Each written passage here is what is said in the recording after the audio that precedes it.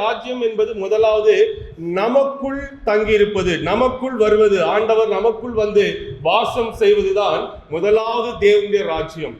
அது இன்றைக்கு நம்முடைய வாழ்க்கையிலே ஒவ்வொரு தனிப்பட்ட மனிதனுடைய வாழ்விலும் இது பாசிபிள்.